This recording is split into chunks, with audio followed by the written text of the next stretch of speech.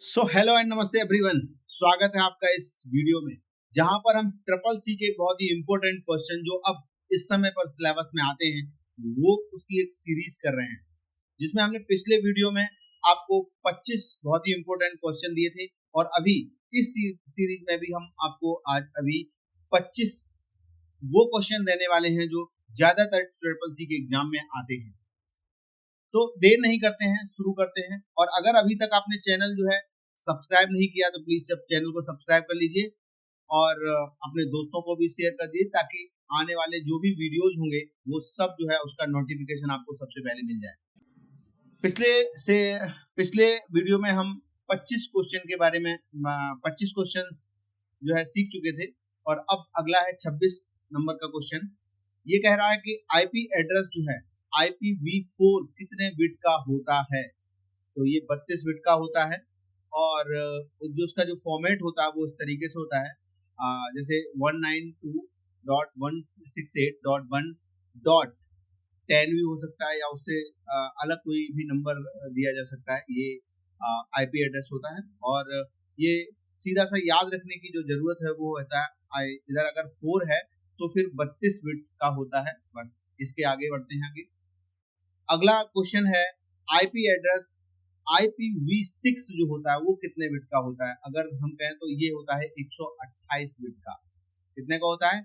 128 bit का। ये याद आपको रखना है। क्लियर है? आगे बढ़ते हैं। अगला क्वेश्चन है ईमेल प्राप्त करने के लिए कौन सा प्रोटोकॉल का प्रयोग किया जाता है। तो जिसमें ईमेल जो प्राप्त करने के लिए जो प्रोटोकॉल का यूज किया जाता है वो है POP3। POP3 ये बी को जो है आंसर जो है सही है बी, तो POP3 है। अगला क्वेश्चन है कि ईमेल भेजने के लिए कौन सा प्रोटोकॉल का प्रयोग होता है। तो इसमें SMTP ये दिया हुआ है और बी क्वेश्चन इसका भी ठीक है और SMTP जो है प्रोटोकॉल का यूज जो है या प्रयोग जो है ईमेल भेजने के लिए किया जाता है। ये याद रखना है क्योंकि इस तरीके से बहुत सारे क्वेश्चन जो है ट्रिपल सी के सिलेबस में आते हैं। आइए आगे बढ़ते हैं। अगला क्वेश्चन है www का आविष्कार किसने किया था। टिम बर्नर्स ली नाम है व्यक्ति का जिन्होंने www का आविष्कार किया था, जिसका पूरा अर्थ होता है वर्ल्ड वाइड वेब। क्लियर है? तो ये जो है इसका भी क्वेश्चन जो है बी सही है। टिम बर्नर्स ली ने जो है इसका आविष्कार किया था। अगला क्वेश्चन है इंटरनेट पर वेबसाइट का जो पता है वो क्या कहलाता है। जैसे ये वेबसाइट आप देख रहे हैं siddharthacomputers.com, इसका जो पता है इसको क्या कहते हैं? इसको कहते हैं URL। क्लियर है? इसको कहते हैं URL। ये वेबसाइट का जो पता होता है उसको URL कहते हैं, ध्यान रखेंगे। अगला क्वेश्चन है वाईफाई का पूरा नाम क्या है। वाईफाई का पूरा नाम क्या है? वायरलेस फ्रेंडली करके जो है वाईफाई का पूरा नाम होता है। वाईफाई क्या होता है? वाईफाई जो है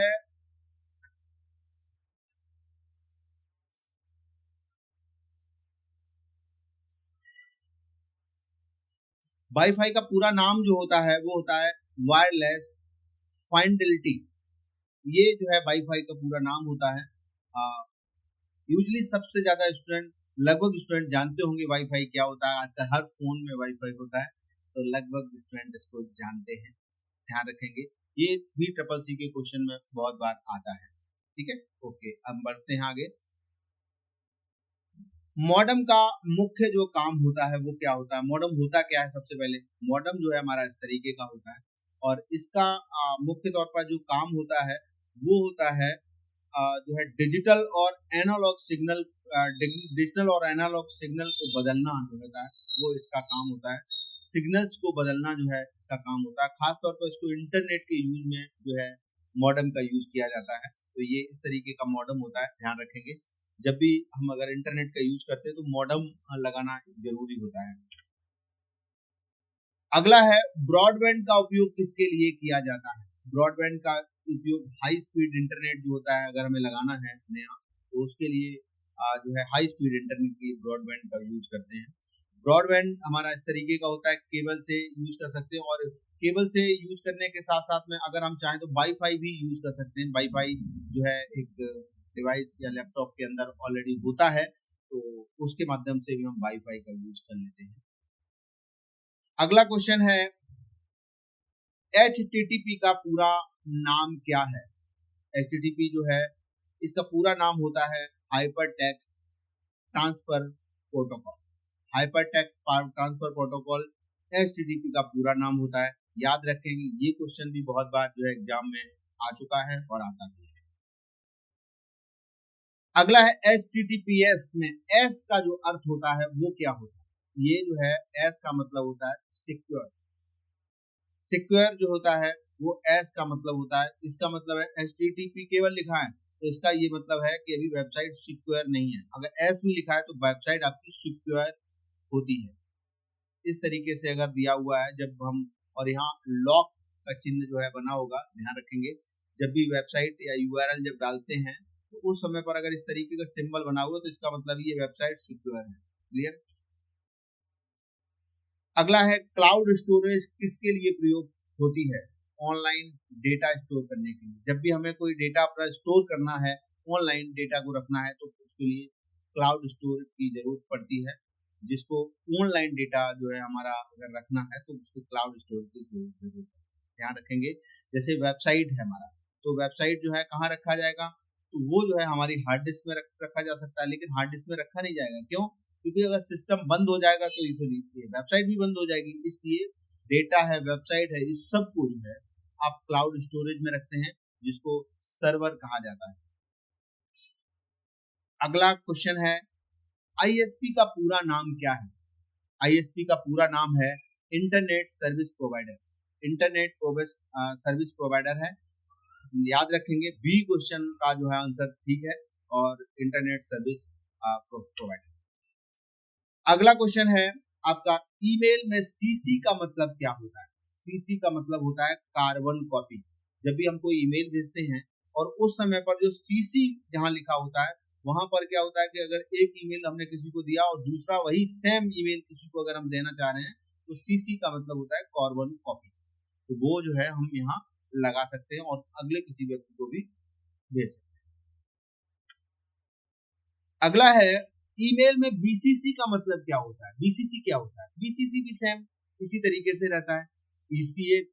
CC के बाद BCC आता है। BCC का मतलब होता है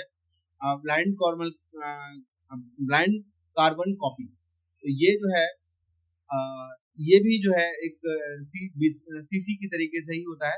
ये भी हम किसी और को जो है अगर बहुत इससे ज्यादा काफी लोग अगर हैं तो उनको जो है अगर हम कोई मेल भेज रहे हैं और हम चाहते हैं कि और लोगों के पास भी इसकी इंफॉर्मेशन जाए तो BCC के अंदर हम डाल देंगे तो वो जो है और लोगों के पास भी ईमेल पहुंच जाता है। अगला क्वेश्चन है DNS का पूरा नाम क्या है? DNS का पूरा नाम क्या है? डोमेन नेम सिस्टम, इसका DNS का पूरा नाम है। और ये जो है डोमेन नेम सिस्टम जो होता है वो जो है DNS का पूरा नाम होता है, जिसमें डोमेन नेम है, IP एड्रेस है, वेबसाइट www है, इस तरीके का जो है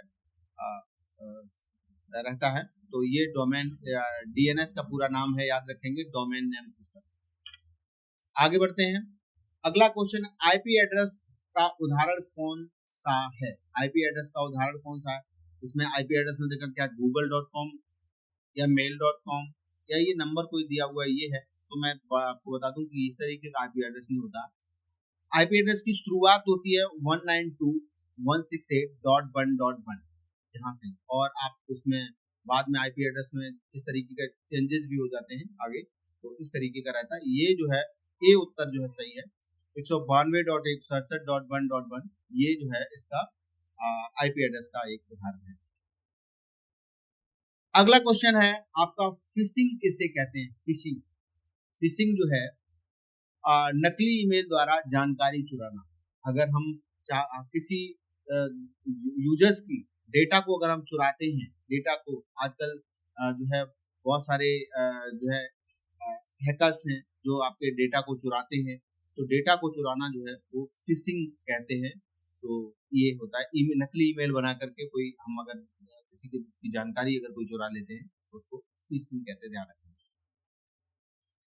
अगला है फायरवॉल का प्रयोग किसके लिए होता है। फायरवॉल, यहाँ पर एक जो है चित्र भी दर्शाया गया फायरवॉल नेटवर्क।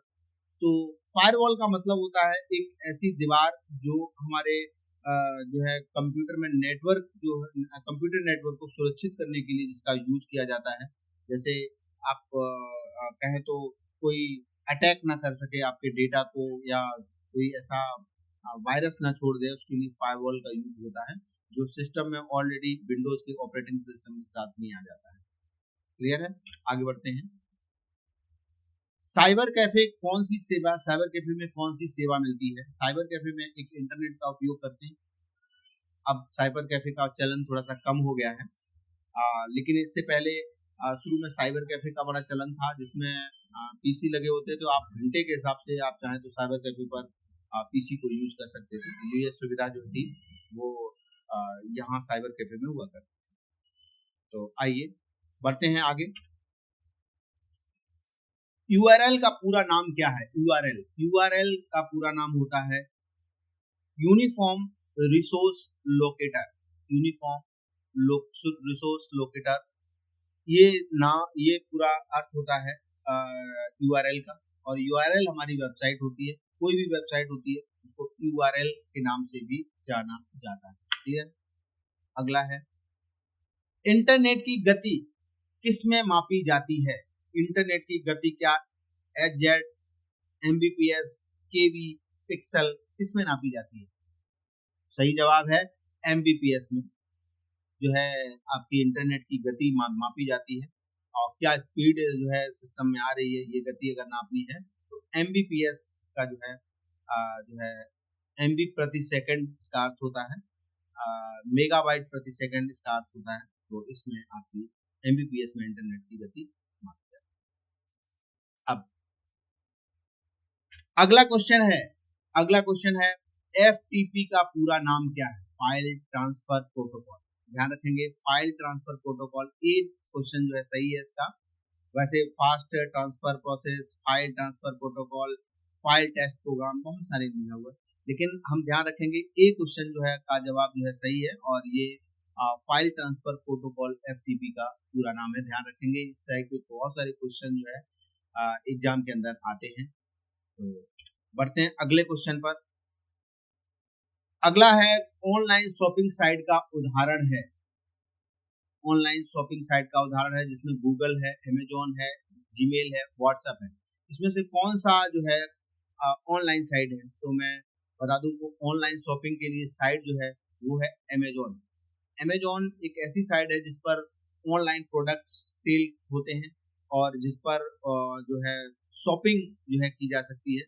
बहुत सारे प्रोडक्ट्स सर्विसेज जो है अमेजोन पर आपको बहुत आसानी से घर बैठे ही उपलब्ध हो जाते हैं। अमेजोन इसका सही जवाब है। अगला और आखिरी सवाल इस सीरीज का होगा, वो है ईमेल अटैचमेंट में क्या भेजा जा सकता है। क्या क्या भेजा जा सकता है, ऐसे भी कह सकते हैं इसको। इस सवाल को कह सकते हैं ईमेल अटैचमेंट में क्या क्या भेजा सकता है। देखिए, अटैचमेंट में आप टेक्स्ट भी भेज सकते हैं, फोटो भी भेज सकते हैं, कोई अगर वीडियो है, ऑडियो है, इस तरीके की सारी जानकारी जो है अटैचमेंट में हम भेज सकते हैं। और इसका उत्तर जो है उपरोक्त सभी सही है। दोस्तों, अगर ये क्वेश्चन और हमारे पढ़ाने का जो स्टाइल अगर आपको पसंद आता है, आपको लगता है इसके अंदर वैल्यू है और आप चाहते हैं कि ट्रिपल सी के कुछ पेपर को क्रैक करना, आप चाहते हैं अच्छे ग्रेड के साथ में पास होना, तो प्लीज हमारे इस चैनल को सब्सक्राइब कर लीजिए, लाइक कर दीजिए वीडियो को, और आपको इस वीडियो में जो है ये कैसा लगा इसके बारे में कमेंट भी करिए। अगर कमेंट करेंगे तो मैं समझ पाऊंगा कि जो है आप किस किस प्रकार के और वीडियो चाहते हैं। तो इस वीडियो में इतना ही, मिलते हैं अगले वीडियो में, तब तक के लिए जय हिंद।